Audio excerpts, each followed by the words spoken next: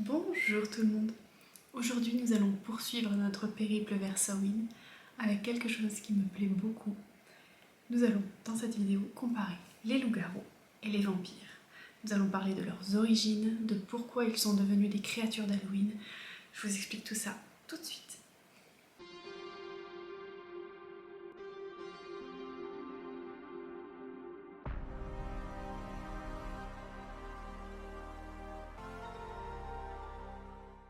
Depuis la nuit des temps, l'être humain croit aux monstres qu'il a lui-même imaginés. Mais parmi tous les récits nés dans l'obscurité, deux figures reviennent sans cesse. Celle du vampire, buveur de sang, capable de vivre éternellement, et celle du loup-garou, un homme maudit condamné à devenir une bête les soirs de pleine lune. Ces créatures ne sont pas sorties de romans ni de films. Bien avant Hollywood, on a cru à leur existence. On a enterré des corps avec des pieux dans le cœur pour les empêcher de se relever.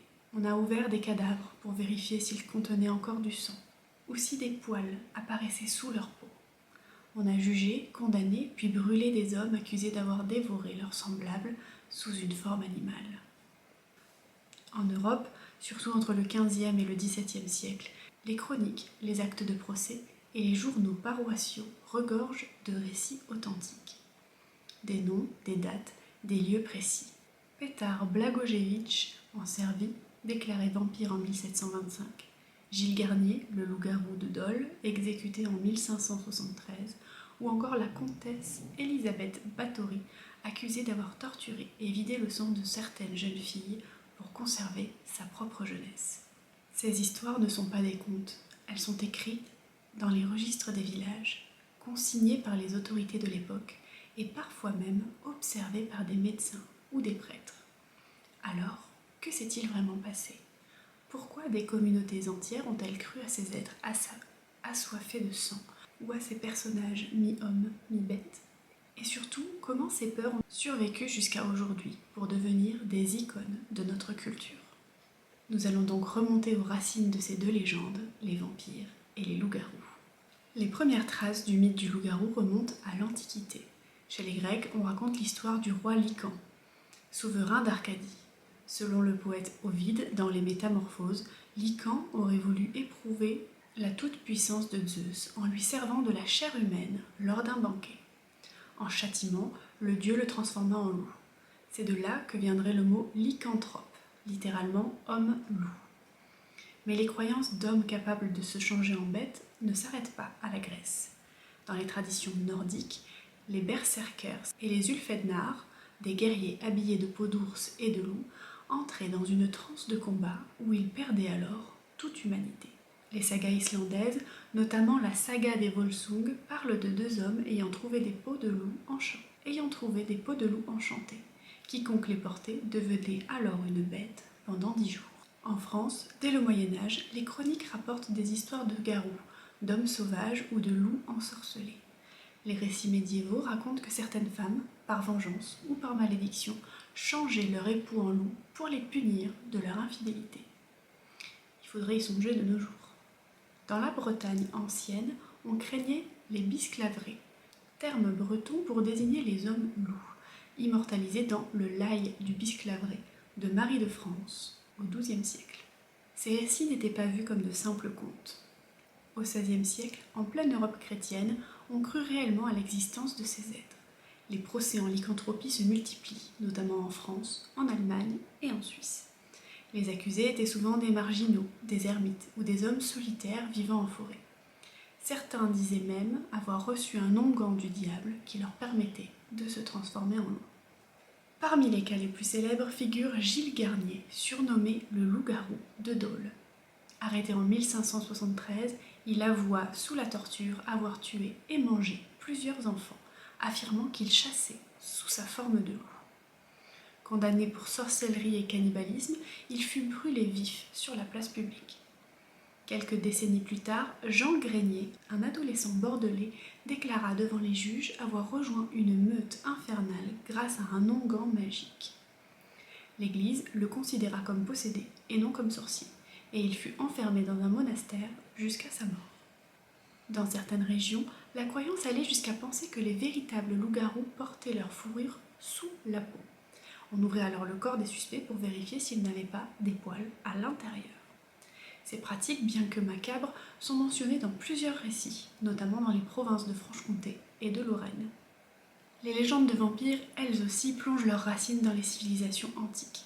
Chez les Babyloniens et les Sumériens, on évoque Lilitou, démon nocturne féminin qui se nourrit du sang des hommes et des enfants. Ancêtre probable de Lilith, figure de la tradition hébraïque. Dans la Grèce antique, on craignait les Lamia, des créatures féminines monstrueuses qui suçaient le sang des jeunes gens, et les Striges, des oiseaux nocturnes buveurs de sang humain. Les Romains, eux, parlaient des Empuses, démons métamorphes qui séduisaient les voyageurs avant de leur dévorer le cœur. Mais c'est surtout en Europe de l'Est, à partir du Moyen-Âge, que le vampire prend la forme que nous lui connaissons aujourd'hui. Dans les Balkans, le mot vampire, écrit à la base sans E, apparaît au XIIe siècle dans les textes serbes. Il désigne un mort qui sort de sa tombe pour hanter les vivants. On y croyait fermement. Le corps du mort ne se décomposait pas, on disait qu'il vivait encore dans la tombe et se nourrissait du sang de ses proches. Les plus anciens cas documentés datent du début du XVIIIe siècle, en pleine période de panique vampirique. En 1725, le village serbe de Kiziljevo accusa un homme nommé Petar Blagojević d'être revenu d'entre les morts. Plusieurs habitants disent l'avoir vu la nuit, et 9 personnes moururent peu après, chacune affirmant sur son lit de mort avoir été visitée par lui. Lorsque l'on ouvrit sa tombe, le corps semblait intact, du sang coulait encore à ses lèvres. Les autorités autrichiennes ordonnèrent qu'on lui enfonce un pieu dans le cœur et qu'on brûle son corps. Le rapport officiel, daté et signé, existe encore dans les archives de Vienne.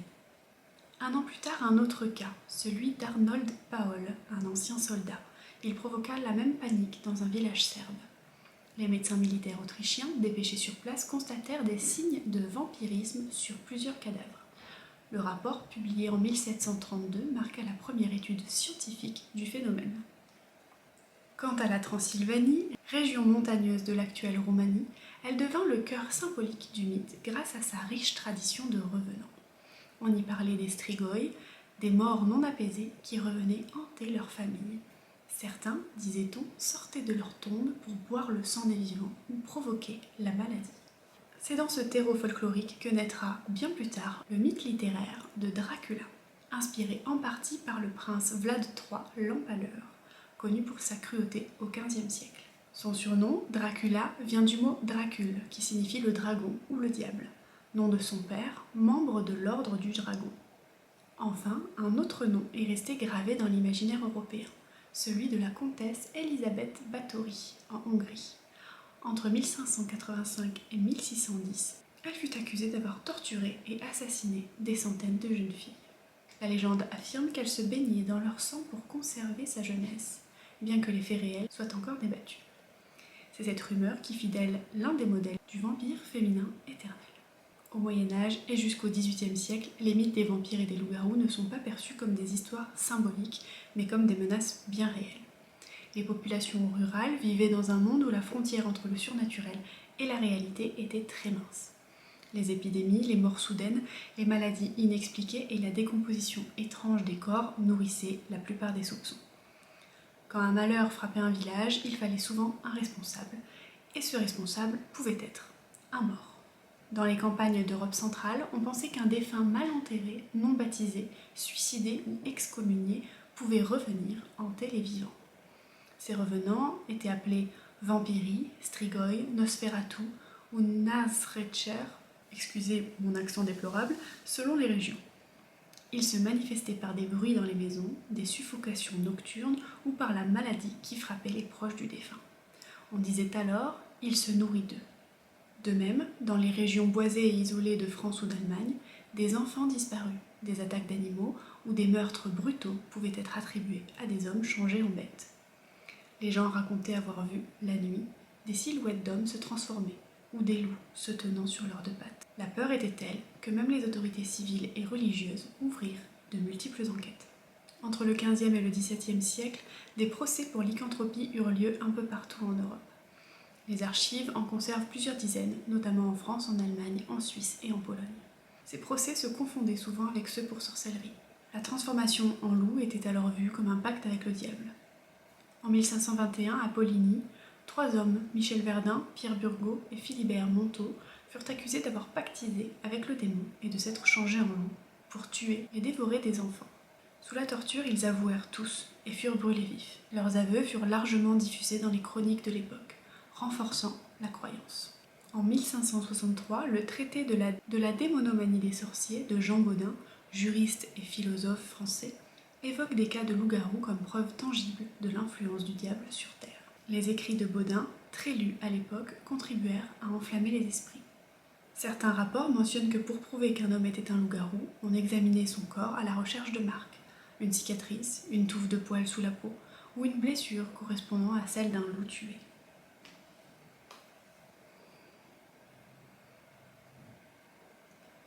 J'espère que vous n'entendrez pas trop les ronrons. Par exemple, si le village avait abattu un loup et que le lendemain, un homme était trouvé blessé, au même endroit, c'était la preuve qu'il s'agissait du même être. À l'est de l'Europe, pendant ce temps, c'est le vampire qui faisait l'objet de peurs similaires. Lorsque des morts semblaient vivants, leur peau rosée, leur barbe ou leurs ongles semblant pousser, on disait qu'ils se nourrissaient du sang des vivants. Ces phénomènes étaient dus à la décomposition naturelle, mais à l'époque, cela paraissait tout sauf naturel. Dans plusieurs villages, des exhumations furent menées. Les habitants ouvraient les tombes, cherchant des signes d'activité surnaturelle et procédant à des rituels d'apaisement.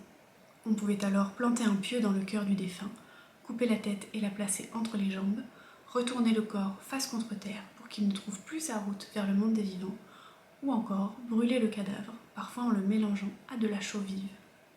En Pologne, des fouilles archéologiques récentes, notamment à Drawsko, ont mis à jour des squelettes datés du XVIIe siècle, avec des pierres placées dans la bouche, des faucilles posées sur le cou ou des pieux au niveau du torse.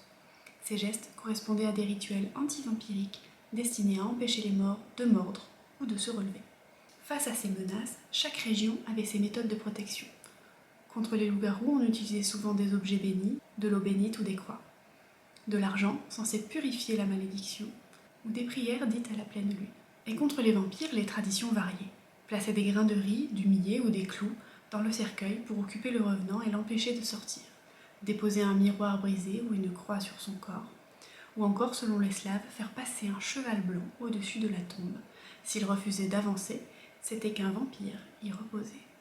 Dans certaines régions, notamment en Moravie et en Bulgarie, des chasseurs de vampires étaient même appelés pour identifier et neutraliser les morts suspects. Ces hommes, souvent des guérisseurs ou des anciens soldats, étaient payés pour localiser les tombes maudites et effectuer des rituels.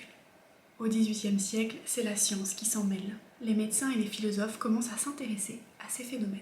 Des explications alors de plus en plus rationnelles apparaissent peu à peu. Les vampires ne seraient que des corps en décomposition ralentie. Les loups-garous souffriraient de maladies mentales ou génétiques comme l'hypertrichose, qui donne une pilosité extrême, ou la porphyrie, qui rend la peau photosensible. Mais malgré ces tentatives d'explication, les croyances ne disparaissent pas immédiatement. Dans certains villages des Carpates ou des Balkans, les rituels anti-vampires ont continué jusque presque la moitié du XXe siècle. En 1732, la Gazette de Londres et les périodiques français reportent les rapports militaires autrichiens sur les cas d'Arnold Paul et de Petar Blagojevich. C'est dur à dire. Les intellectuels du siècle des Lumières, Voltaire, Jean-Jacques Rousseau, etc., s'intéressent alors de plus près à ce phénomène. Le bénédictin Dom Calmet, érudit et théologien lorrain, publie en 1746 le traité sur les apparitions des esprits et sur les vampires ou les revenants de Hongrie, de Moravie, etc. Il y compile alors des dizaines de témoignages d'époque, avec prudence et méthode. Lui-même reste sceptique, mais constate que les récits sont trop nombreux et trop semblables pour être totalement imaginaires. Son ouvrage circule largement et assoit définitivement le vampire dans l'imaginaire européen. Un siècle plus tard, le vampire quitte les rapports du village pour entrer dans les salons littéraires. En 1816, lors d'un été pluvieux à Genève, un petit cercle d'écrivains anglais se réunit autour de Lord Byron. Mary Shelley, Percy Shelley et le médecin John Polidori. C'est au cours de cette fameuse nuit d'histoire et de fantômes que naissent 2 monstres immortels, Frankenstein, dont on a déjà parlé, et le vampire. La nouvelle de Polidori, The Vampire, datant de 1819, raconte l'histoire d'un aristocrate séduisant et cruel, Lord Ruthven, qui charme et détruit ceux qu'il rencontre. C'est la première fois qu'un vampire est décrit non pas comme un cadavre monstrueux, mais comme une figure noble, charismatique et perverse. Son apparence, sa manière de séduire et de manipuler marquent un tournant décisif. Le vampire devient le miroir des passions humaines. Quelques décennies plus tard, Bram Stoker parachève cette transformation. En 1897, il publie Dracula, roman épistolaire qui s'inspire directement des traditions des Carpates et des rapports historiques sur les Strigoi. Le comte Dracula, venu de Transylvanie, incarne à la fois la peur de l'étranger, la décadence, le pouvoir du mal et l'érotisme du sang. Stoker s'inspire en partie du prince Vlad III l'Empaleur, mais réinvente totalement le mythe. Le vampire devient un être immortel, doté d'un charme sombre, pouvant se transformer en brume, en chauve-souris ou encore en loup. Avec Dracula, la légende sort définitivement du folklore pour entrer dans la culture mondiale. Le roman fixe presque tous les codes que l'on retrouvera dans les films par la suite. La morsure, le pieu, le soleil, le crucifix et la dualité entre désir et damnation. Pendant que le vampire envahit la littérature gothique anglaise, le loup-garou suit un tout autre chemin, plus discret, mais tout aussi ancien. Dès la fin du Moyen-Âge, les récits de métamorphose inspirent poètes et chroniqueurs. L'un des premiers textes connus sur le sujet est le Laï du Bisclaveret, dont on a déjà parlé. Marie de France y raconte l'histoire d'un chevalier breton victime d'une malédiction. Il se transforme en loup dès qu'il enlève ses vêtements. Sa femme, effrayée, cache ses habits pour l'empêcher de redevenir humain. Ce conte symbolise déjà la dualité entre humanité et bestialité, amour et trahison. Au fil des siècles, le thème du loup-garou est repris dans les récits populaires français, allemands et scandinaves. Les chroniques du XVIe siècle, notamment celle de Henri Boguet, juge du bailliage de Saint-Claude, racontent en détail les procès de loup-garou, qu'il instruisit lui-même. Son ouvrage Discours des sorciers, datant de 1602, rapporte de nombreux témoignages et preuves de lycanthropie, confirmant alors que la croyance était institutionnalisée jusque dans la justice. Au XIXe siècle, avec le recul de la religion et de la superstition, le loup-garou change de sens. Il devient un symbole de dualité intérieure et de combat entre le bien et le mal en chaque homme. Les écrivains romantiques et symbolistes voient en lui une métaphore de la folie, de la colère ou de la solitude. Des contes, comme La Bête du Gévaudan, datant des années 1750 et inspirés d'une affaire bien réelle d'une créature tueuse dans le sud de la France, sont parfois associés à la lycanthropie dans l'imaginaire collectif. Le passage au cinéma marque ensuite une étape clé. En 1941, le film The Wolfman d'Universal Pictures impose la version moderne du loup-garou. Un homme mordu, condamné à se transformer à chaque pleine lune, incapable de se contrôler. Ce motif de la malédiction, hérité du folklore européen, devient alors universel. À travers lui, c'est l'idée de la bête intérieure qui s'impose, la violence que l'homme porte en lui, la peur de ses propres instincts. Ces deux mythes évoluent alors côte à côte, les deux pôles d'une même obsession, celle de la transformation. L'un, le vampire qui séduit, contrôle et fascine, l'autre, le loup-garou, qui souffre, subit et détruit malgré lui. Tous deux symbolisent la lutte entre l'humain et l'animal, entre l'esprit et le corps. Les écrivains de la période victorienne, fascinés par la morale, la sexualité et la peur du désir, font du vampire un instrument de tentation. Dans le même temps, les récits de loup-garou prolongent la symbolique de la transformation comme perte de soi. Ainsi, vers la fin du XIXe siècle, les deux figures sont bien établies. Le vampire, aristocrate maudit, miroir de la sensualité et de la peur de l'éternité. Le loup-garou, homme souffrant, victime d'une nature qu'il ne peut pas dominer. Ces archétypes, hérités de siècles de croyances, formeront la base de toutes les versions modernes du cinéma, des romans et des séries que l'on connaît aujourd'hui. En 1976, c'est Anne Rice qui révolutionne le mythe, avec Entretien avec un vampire. Son roman, et le film sorti par la suite, introduit un vampire tourmenté, conscient, en quête d'âme. Le sang devient alors une métaphore de la vie, du lien, de la damnation et du besoin d'amour. Rice humanise le monstre. Le vampire n'est plus une menace, mais une figure tragique, éternellement prisonnière de sa nature. Les années 2000 prolongent cette évolution, avec Buffy contre les vampires, Underworld, True Blood, Twilight, Vampire Diaries, et j'en passe. Chaque époque adapte le mythe à ses propres angoisses. Le vampire adolescent, symbole du désir et de la marginalité, le vampire politique, métaphore de la domination et du pouvoir, le vampire mélancolique, figure de la solitude et de l'immortalité. Aujourd'hui, il oscille donc entre trois visages. Le monstre classique, le romantique torturé, comme notre cher Edward Cullen, et l'anti-héros charismatique, comme par exemple Damon Salvatore. Le vampire moderne n'est plus un être à craindre, c'est une projection de nos contradictions, entre vie et mort, morale et désir, humanité et perdition. Le loup-garou, pour sa part, s'impose beaucoup plus tard dans le cinéma. Et c'est dans les années 1980 que le genre prend une tournure plus horrifique et spectaculaire, avec des films comme An American Werewolf in London ou The Howling, qui révolutionnent le genre avec des effets spéciaux de métamorphose beaucoup plus saisissants. Le loup-garou y est alors montré comme une créature de chair et de sang, violente, bestiale et profondément humaine. La transformation devient le symbole de la perte de contrôle, un reflet des pulsions refoulées, de la colère et de la souffrance intérieure. Les années 2000 voient revenir le loup-garou dans une dynamique plus mythologique et parfois romantique, comme dans les sagas Underworld et Twilight. Dans ces univers, il devient alors l'opposé du vampire, un être chaud, instinctif, loyal et terrestre, face au vampire beaucoup plus froid, calculateur et aristocrate. Cette opposition sang chaud contre sang froid, nature contre civilisation, résume toute la symbolique qui les lie depuis des siècles. Plus récemment, dans des séries comme Teen Wolf, il revisite le mythe sous un angle initiatique. Le loup-garou devient alors métaphore de la transformation adolescente, de la quête de soi et de la maîtrise de ses émotions. Dans notre culture moderne, les vampires et les loups-garous forment un duo indissociable. Ils apparaissent souvent ensemble, opposés mais complémentaires. L'un est le symbole du contrôle absolu, du charme, du pouvoir et de la raison, l'autre celui de l'instinct, de la passion, du corps et de la liberté sauvage. Au fond, ces deux créatures parlent des mêmes choses, la limite de l'humain, ce que l'on devient lorsque l'on cède à ses instincts primaires ou lorsque l'on veut les étouffer. Dans notre époque où la frontière entre humain et surhumain s'efface, notamment avec la technologie, les réseaux, la quête d'immortalité, ces mythes ne s'essoufflent pas, ils se réinventent. Ces deux créatures nous fascinent toujours autant parce qu'elles parlent de nous, de nos dualités, de nos désirs, de nos contradictions. Elles incarnent les deux extrémités d'une même humanité. Depuis la nuit des temps, l'humain cherche à comprendre ce qu'il y a au-delà du visible, ce qui palpite dans l'ombre de son propre cœur. Les vampires et les loups-garous ne sont peut-être pas nés des ténèbres, mais de cette part d'obscurité en nous, que parfois nous refusons de voir. Les anciens les craignaient parce qu'ils croyaient qu'ils existaient.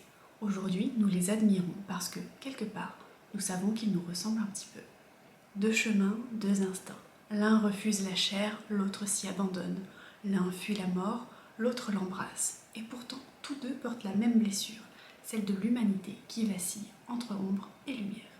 Alors, quand viendra la prochaine pleine lune ou que l'obscurité tombera sur ta fenêtre, rappelle-toi ceci. Les monstres ne sont pas toujours ceux qui errent la nuit.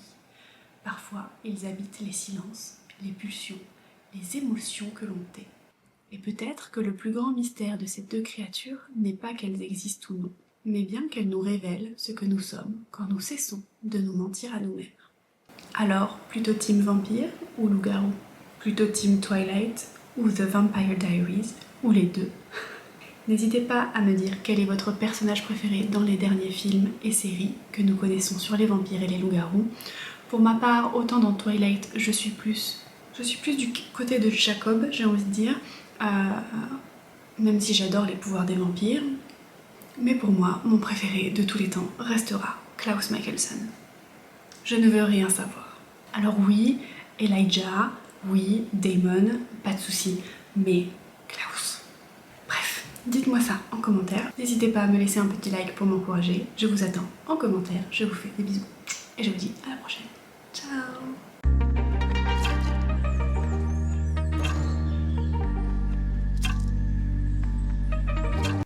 Bonjour tout le monde.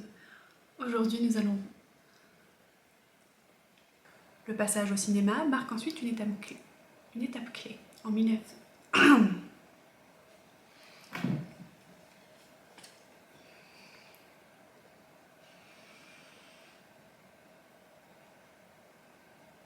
Je sais pas si vous avez vu ça, mais je me suis bavée dessus.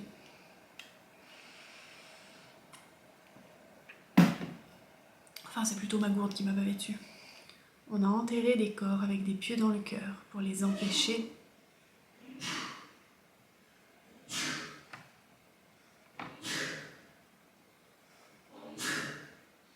Petar Blagojevic. Petar Blagojevic. Dur à dire. Pétard dans la Bretagne ancienne. Terme breton pour désigner les hommes loups. On croyait aussi que si on blessait un loup et qu'un homme du village... Ça on s'en fout, on l'a déjà dit. L'un des premiers textes connus sur le sujet est le Laye du Bisclaveret, du Bisclaveret dont on a déjà parlé.